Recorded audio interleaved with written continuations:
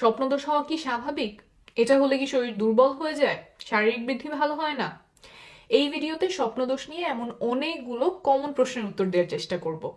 প্রথমে আমরা এক কথায় বুঝে নেই যে স্বপ্নদোষ বলতে কি বুঝি।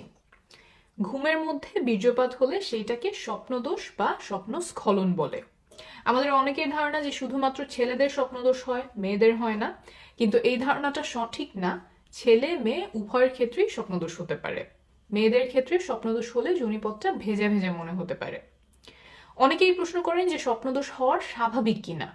হ্যাঁ, স্বপ্নদোষ হওয়া একটা সম্পূর্ণ স্বাভাবিক শারীরিক প্রক্রিয়া।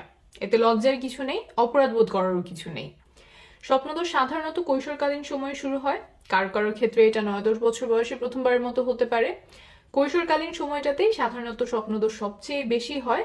বয়স বাড়ার সাথে সাথে অনেকের ক্ষেত্রেই স্বপ্নদোষ হওয়া কমে আসে। আরেকটা প্রশ্নের উত্তর অনেকেই জানতে চান যে কত ঘন ঘন স্বপ্নদোষ হওয়া স্বাভাবিক, আর কতবার স্বপ্নদোষ হলে সেটা অতিরিক্ত।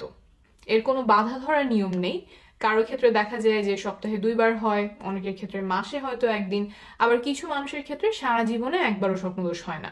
এর কোনোটাই অস্বাভাবিক নয়। অনেকের মাঝে এমন কিছু ধারণা প্রচলিত আছে যে ঘন ঘন স্বপ্নদোষ হলে শরীর দুর্বল হয়ে যায়, শক্তি চলে যায়, শারীরিক বৃদ্ধি ভালো হয় না।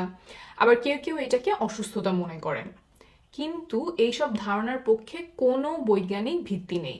স্বপ্নদোষের কারণে শরীর দুর্বল হয় না, ভেঙে পড়ে না, শারীরিক কোনো বৃদ্ধি বাধাগ্রস্ত হয় না, এটা কোনো অসুস্থতাও নয়। একটু আগেই বলেছি যে এটা সম্পূর্ণ স্বাভাবিক একটা শারীরিক প্রক্রিয়া। কৈশোরকালে শরীরে যে স্বাভাবিক পরিবর্তনগুলো দেখা যায় তার মধ্যে এইটাও একটা স্বাভাবিক পরিবর্তন। এটা দুশ্চিন্তা করার মতো কিচ্ছু না।